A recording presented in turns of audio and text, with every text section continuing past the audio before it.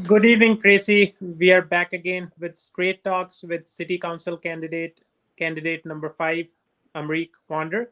We have already talked with four of our candidates: Jamie Medina, the combat sergeant; Cliff Hudson, retired officer, small business owner, and planning commissioner; William Mitzenberg, legislative assistant; Alice Davis, small business owner, neighborhood watch program organizer, as well as an activist in our city. So today we have the opportunity to meet Amrit. Before we listen from him, so I want to thank our first responders. Approximately 700,000 acres have been devastated by fire. 12,000 firefighters are on the run to save our cities. So I'll salute to the first responders. May God bless them, bless their families. So this is the enemy that we can see. The whole California is preparing to defeat this enemy. So on the other side, we have another enemy which nobody can see, our COVID. So our healthcare responders, we thank them to be the front line to save us from that. So now I'll hand over to Raj to please introduce our guest. Thank you so much, Gurtej, and welcome everybody whoever's on the show right now listening to us. And good evening, Tracy. My name is Raj Singh, and I'm your host today, along with Gurtej. And we have a special guest, Amrik Wander, who joined us from the Tracy City Council race. And before we jump into anything, I just wanted to God bless all the first responders. Like Gurtej said, they are putting their lives out there to protect us. So we need to keep them in our prayers, and God bless them, and thank you for all the work they do for us. And now let's just jump into our today's candidate, and we have a huge list that Gurtej mentioned. That all of these candidates are wonderful. All of they care about our town. All of they wanted to do something in Tracy for the betterment of tomorrow. So today we have Amrik Wander, who has a really strong background in engineering field, who's a small business owner, and he's currently serving on a San Joaquin County Civil Commission as well. So welcome, Amrik. We would love to hear from you. Our audience will love to hear from you. Please go ahead. The platform is yours. Welcome. Thank you, Rajan Kartej, and good evening, everyone. And as you guys mentioned, with this COVID situation and now this wildfire is going on, I hope everyone is staying safe. And thanks to all the frontline responders operating in this high-risk zone. God bless them all. And again, thank you for this wonderful opportunity, for this election, because this is a totally different election this time. Because of this COVID situation, we don't have much opportunities to go out and tell residents about our vision. So today, you guys are doing an absolutely tremendous job, providing this platform to all the candidates, to express their views, their ideas. So it is, such a wonderful platform you have provided to all the candidates, and thank you. And good evening, my fellow residents, for taking some time to spend with me today, this evening. So, you know myself, Amrik Wander, and I'm the candidate for Tracy City Council 2020. If I talk about my education, I have engineering in computer science, and I'm working as a senior software engineer since 7 years now. If we go into the details for my family, I am a happily married man with 2 kids, a boy 6-year-old and a daughter 2-year-old, and I'm living with my family, with my parents. So at this point of time, as Raju mentioned, I'm serving as a civil service commissioner for San Joaquin County. So that's pretty much is about my family, about my education, and about my occupation. That's wonderful, Amrik. Thank you for highlighting all those stuff about yourself. And I think we're ready to move on to our first question. Gurtej, I would let you start that. Yeah, no, I just want to thank you. So, as we have already discussed, we have tremendous expertise in our candidates. So now we have an engineer blessed with a wonderful family, a small business owner. So, if you will get an opportunity to serve this community, serve the city, what would be your vision for the city? Yeah, my vision for the city, and it's a really great question, Gurtej. My vision for the city is the future of city, and we have to make sure our future is secure. So, but my policies are designed from the core pillar of our city to strengthen our city. So what are those core pillars? It is safety, it is economic development, it is traffic is the biggest concern. We have to work on that. And then there is homelessness. So those are, all the different areas I would say we need to work on. And it is time we have to work on all those pillars very aggressively, because every single day homelessness problem is increasing day by day. Traffic problem, we are dealing with that with this COVID situation. Now we see, like there is a little bit, we can see like there is a little bit wrong on the highways, but still, we see bumper to bumper traffic on our highways. So safety again, and economic development, and we're gonna go into the details about all those things. But when I will design my policy, it is from all these major areas where we need to work on. That's great, Amrik. I think these are the important pillars that you mentioned, right? Public safety, transportation, economic development, and homelessness. And I believe in any city, these are the main things that everybody needs to focus on. So let's just a little bit explore more and hear what kind of changes or what kind of directions you're providing and you're bringing for them. And Gurtej, do you want to start off with one of the points? Yeah, so safety, as we have seen in this city, so we are growing tremendously, and our law enforcement that's getting stretched. So safety is an important point. So please just explore or just share with us more. So what is your vision around this subject? Yeah, for safety, if we talk about, and in the recent, couple of months, if we talk about, there was a talk about defunding the police, right? And I would say defunding the police is not a solution. And if we need a safety, we need a police, we need a firefighters, we need a hospitals, and everything we need. It is not about defunding the police. It is about, we can add some kind of trainings so where they can better understand the culture. The problem we see, because whole United States, not just Tracy, it is diversity of different cultures, different communities, and there are the different I would say in the different culture they have different rules and regulations, which I would ask from every community, every culture, every community, from their leaders to step forward and start kind of a program or start kind of educations for police to understand better, understand their culture, to see how when police respond on any scene. And from their culture, they are, because there are the cultures where situations are different, and when they look at the police, and there are the situations, I don't want to go into the religious details, but there are the problems. And I spoke with one of police officer in he's my friend from different city, and he said, Amrik, we deal with these problems because of different religious beliefs are there.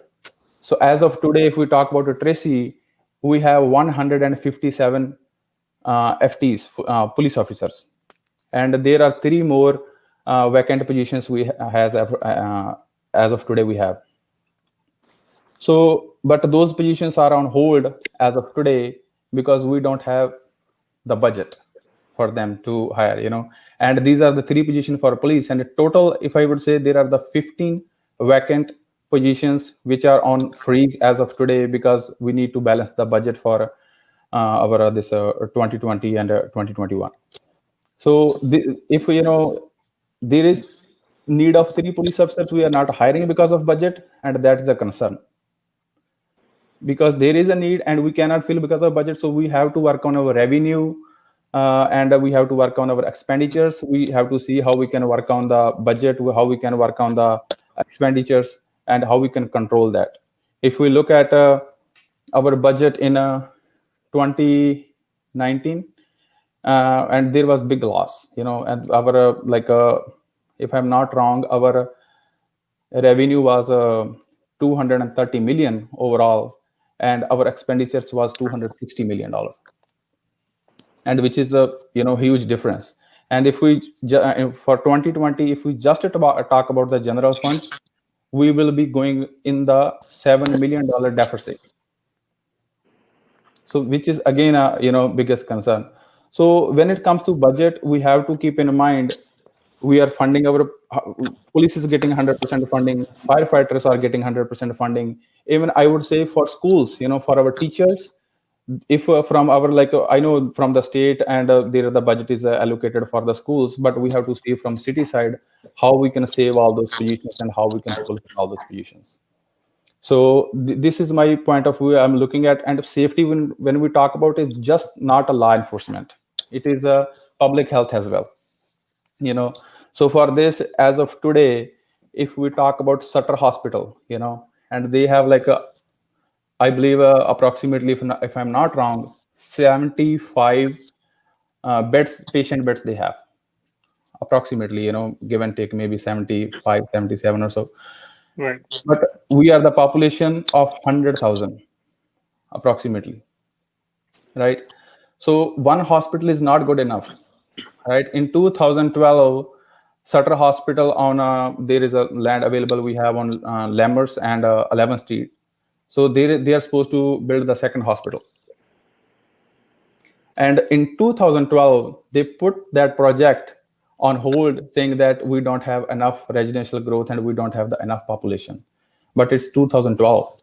They put that project in the back burner at that time, saying that we don't need that many beds in Tracy. But we need that many now. If we in the 8 years we see, we have the decent growth. We have enough housings. We are like single family homes are there. We have apartments are approved there. So there are growth is there, population growth is there. So now we need the second hospital. And again, I would say if it is in the Sutter Hospital, they would like to build it, they should think about it and they should take that decision to start groundbreaking and start working on that. And if they are not interested, then definitely it's time to propose to the other hospitals like Kaiser or any other hospital, if available, we should send our proposal out and ask them if they are willing to come to Tracy. So that are the main points I would like to mention in just for the public safety side. That's great. You brought really great points, Amrik. But I have some follow-up clarification questions with you. If I'm sure you may or may not have the answers, but this is just a general question, and let's just see if we can get somewhere there. So you mentioned about the budget part on the police department.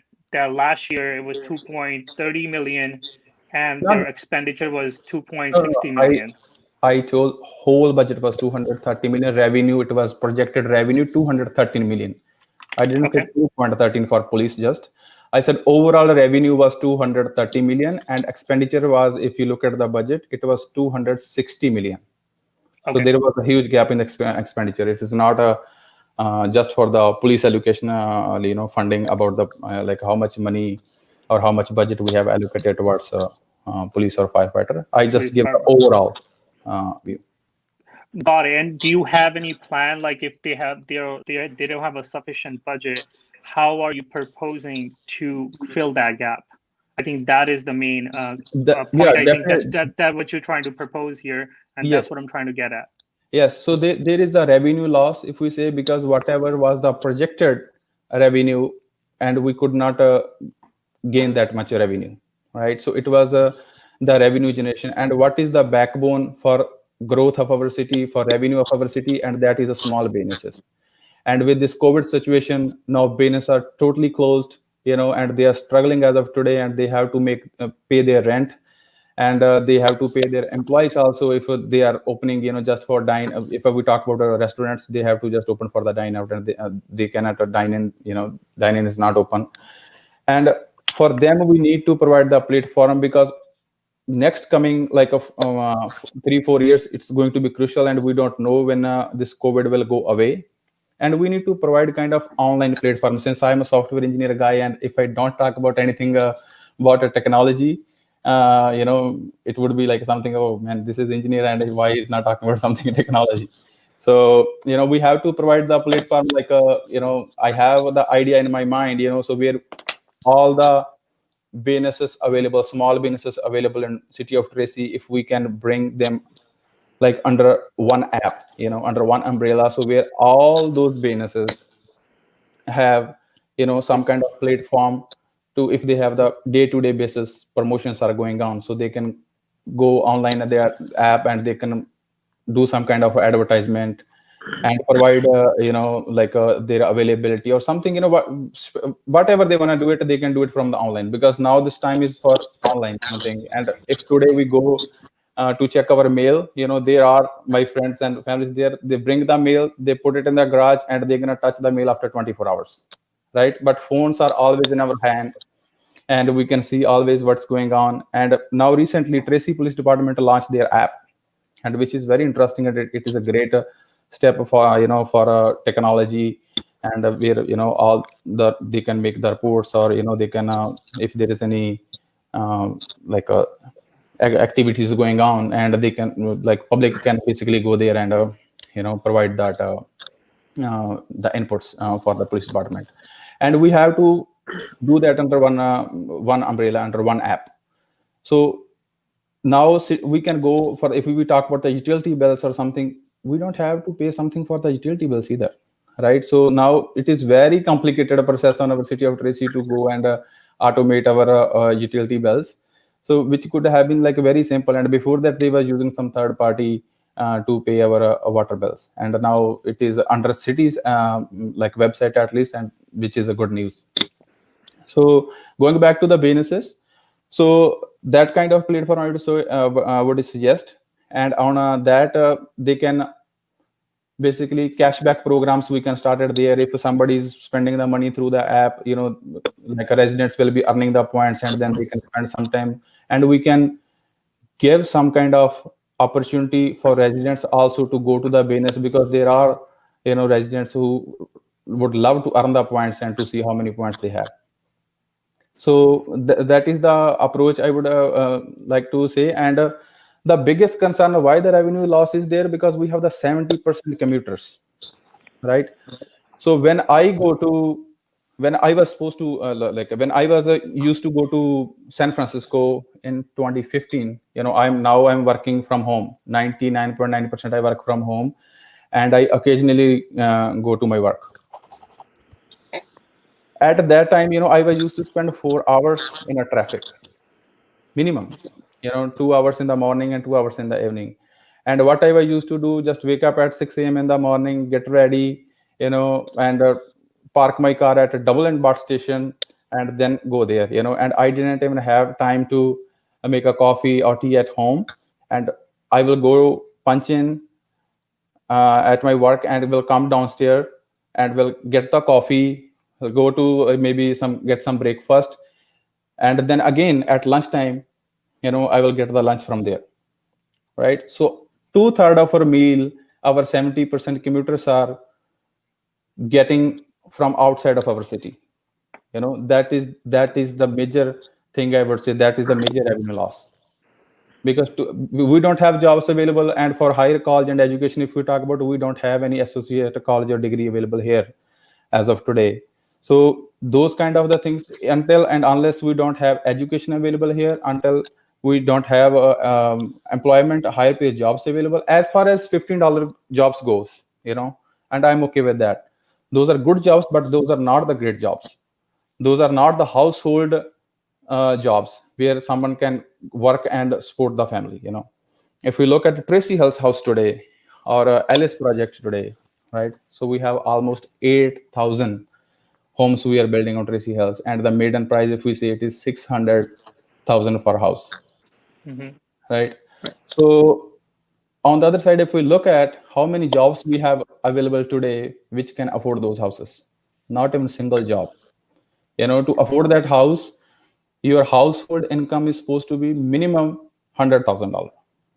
And how many jobs we have? We don't have any jobs available. So that is the concern. So we was talking about economic development balance thing, and for balance thing, we have to go through the process for our development agreements, our DAs. What we are writing it there, what is going on. Like if we talk about Coral Hollow, now there is we are talking about to widening the Coral Hollow, provide a traffic signal around Coral Hollow and Linney Road, right? Who is going to pay for that? That is the concern, right? So when we start any kind of development, and we have to see if developers can help the city with those kind of things, and they can pay for traffic signals, they can help with widening the roads, because they for Alice and Tracy Health itself, they added almost 16,000 new cars on the road because they are building 8,000 houses. So we have to see how we can, bring that together. If there is any possibility that the development agreements can be amended to bring the budget on the place, and provide kind of platform to the businesses where they can promote their business and bring the higher paid jobs and education to city of Tracy. So it is all connected to every, each and every aspect we're gonna talk. So that is, to balance the budget, I would Yeah, say. no, No, I yeah, go ahead, Raj. Yeah. Oh no, I was just gonna say no. I agree, Amrik. That those are really the big. I think these are the really big issues and the concerns that everybody's facing. And you brought a really great point, right? So if when people are going over Altamont Pass every day to work over there, they end up spending their dollars in other counties, which is not generating the revenue for City of Tracy. And how and what we can do to keep that dollar amount in our city, and that is the main challenge here. Because if people are going for the jobs in another city, how and why would they be in the town in the daytime? The only thing that can keep them here is the jobs. And Yes. in order to bring the jobs, what are we planning on doing so? That is I'm not a little bit clear on. Are we having any conversations with the companies? Are we having something in the pipeline with through City of Tracy? That is something we need to look into it. And on top of that, I just want to close my side on this about this hospital part. Definitely, we're over 100,000 population town right now, and there's only one emergency hospital, like you said, Sutter. I don't know the numbers. How many beds are there? 75 beds for 100,000 people are a little bit alarming. If something goes wrong tomorrow, they won't be able to accommodate everybody. So we do need a hospital in our town. And how we need to do this, that is something I'm not sure about. I haven't read about it. What's the procedure? What the requirements? But we would be glad if you can bring some conversation around that. That these are the requirements. This is what needs to be done. Being involved in the city, that they can open up or they need to open up, because we can't go to a company and propose them that, hey, this is, we have the land and you open it, but we need to figure out how it can be done. And that is something really big point you brought, and I'm very glad that you're looking into that.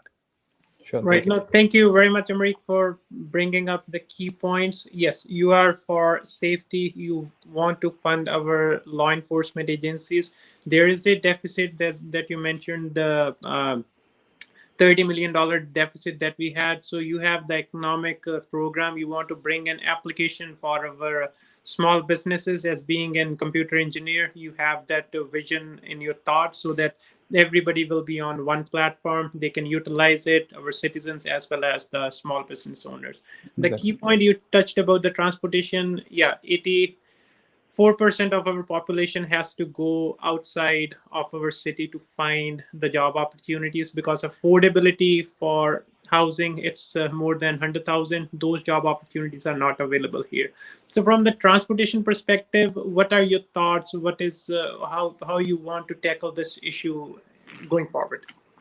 Yeah, for transportation, Gurtej, if we talk, now we have the Valley Link project is which is public transportation, and to bring that Valley Link, what are the requirements are there, and there will be measure Y, I believe, which is a transistor oriented development, and which will be on the place on the ballot, and we have to support that in order to bring that Valley Link into our city of Tracy, because it will help to take off some cars from the highway.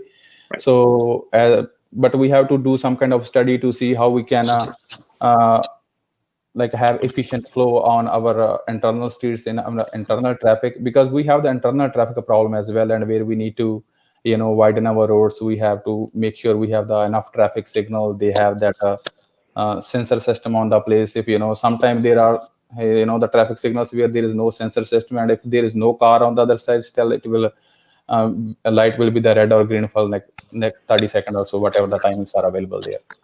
So for public transportation, definitely I support Valley Link, and we need to bring that Valley Link here, which will also bring some kind of help to bring some kind of local jobs, higher paid jobs here. So for traffic wise, I'm looking for that kind of public transportation, and which will be very helpful to reduce the traffic on our highways. Right. Yep. No, and I do think this the Valley Link would be a wonderful add to not only for city of Tracy but all the surrounding cities as well, Yep. because it would connect a lot of folks that are going over Altamont Pass to make their commute easier. I'm not sure how much it would take up the traffic from the road, but definitely the commute would be easier for them. That is for sure. Right. No, the good thing is so you are for Valley Link. Yeah, that is what our citizens they need to use more public transportation down the line, so that our congestion that is on the freeways from our city as well as from the cities adjacent to us, because we have 580, 205, and we cannot expand it that much that quickly. We have to think smart, use other options, resources that we have. And you mentioned about Measure Y. So yeah, I would encourage citizens to read about it, and you are for Measure Y. So those are the resources that we have currently, and we can expand on those.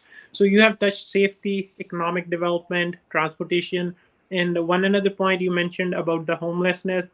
Yeah, we have that problem that is trickling into the society, and this COVID, this will elevate those chances for someone on the verge to be on the other side of the fence. So more than 155 citizens in Tracy, those are homeless. The city is doing its own part. But what are your thoughts? So how you would tackle this issue as we are growing as a community? Yeah, so homelessness is a very major issue. And it is not just the city of Tracy and neighbor cities. Everyone is facing this problem. But before that, homelessness. If we think about the solution first think how many types of homelessness are there. We need to categorize those. So if we talk, there are the veterans. They go for to serve the country. They come back. They don't have like maybe they need to learn the new skills for like higher paid jobs or stuff like that. There are the people. There is the public. The residents where their skills are outdated and they cannot find a job. But there are the major issues are not just with those two. Those can be easily handled.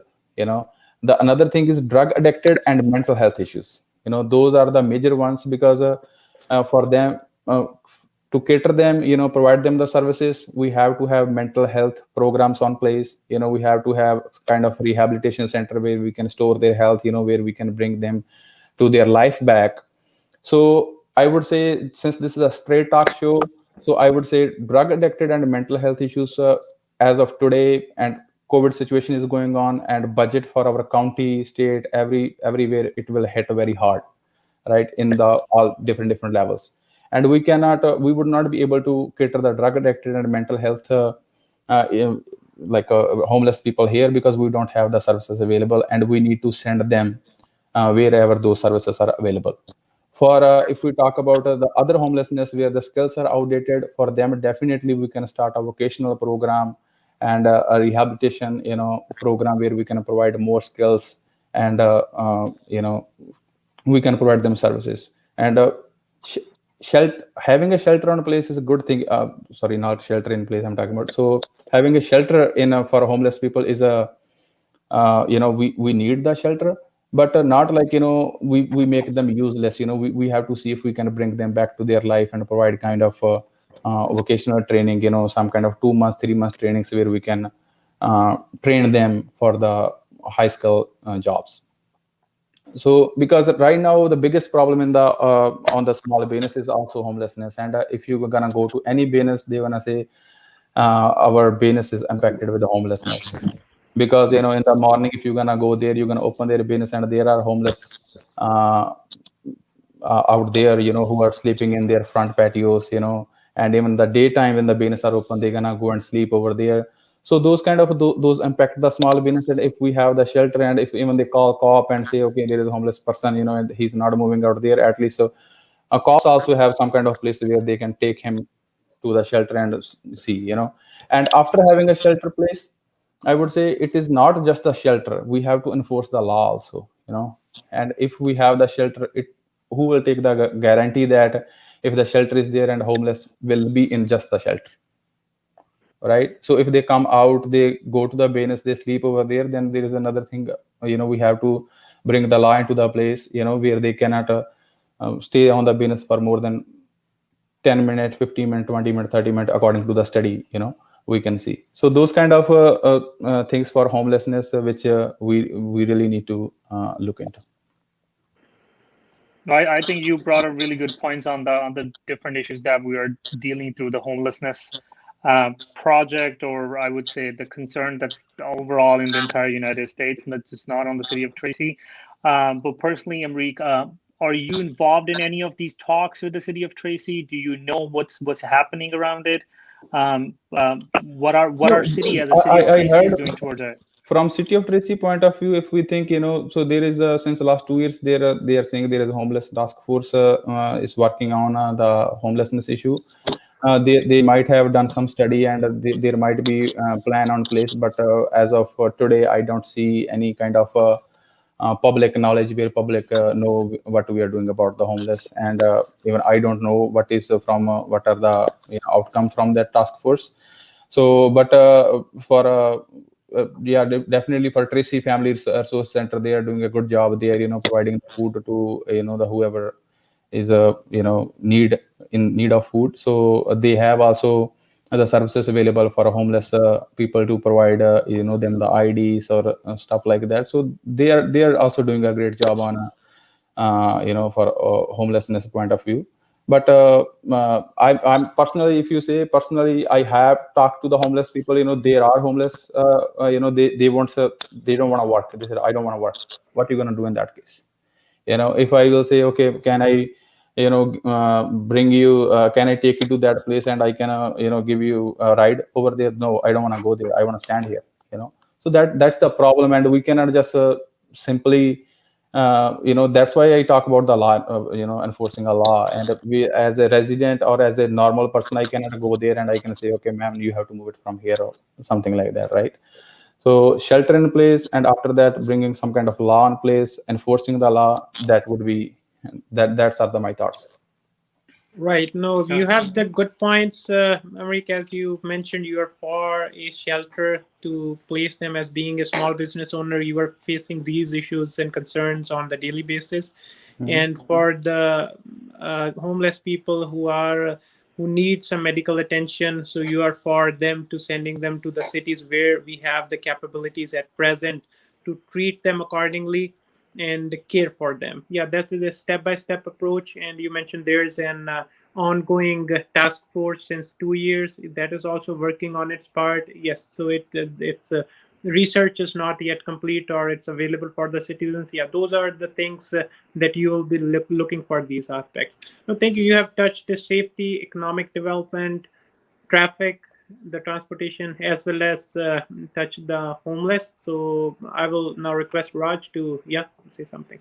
No, you did a great job, Amrik, touching on the pillars that you mentioned that you are standing up for City of Tracy, and we're glad to hear about all of them in detail with you. And I just wanted to bring to my audience attention, if you need more clarification, or if you have any more question on any of his plans, please feel free to reach out to Amrik. Amrik, do you mind telling your website or telling your page or wherever they can reach you? Yeah, so even I can share my personal cell number, so they can call me anytime. That is my 408-876-0443 is my personal cell number. If you would like to shoot me an email, it is a Wonder, my last name, Amrik, my first name, @gmail.com, wonderamrik@gmail.com. And for my Facebook page, it is Amrik Wonder for Tracy City Council 2020. And for my website, it is www.amrikwonderfortracy2020.com. So I'm available from all different kind of Facebook page, email, my cell phone number. So feel free to call me, contact me, anytime. So I will be available, and I will respond the emails or text messages or calls, as soon as I can. Yeah, no, thank you for providing the information. You guys can always reach out to us. We are always here to pass on the questions that would be following up, as well as based on these. And before I end, I would want to thank Amrik for coming here, sparing your time from your schedule and sharing your thoughts, so how you want the city to move forward. And before we end, I just want to thank again our first responders. Because of them, we are safe. As a citizen, our responsibility is to listen, to pay attention to all the messages that our law enforcement as well as our first responders, they want us to be safe. Approximately more than 100,000 people have been displaced from their houses. So messages as far as related to evacuation plans, those are circulating. Be informed, take precautions, and stay safe. Thank you. Thank you Thank very you, much. Amrik. Have a good Yeah, day. yeah.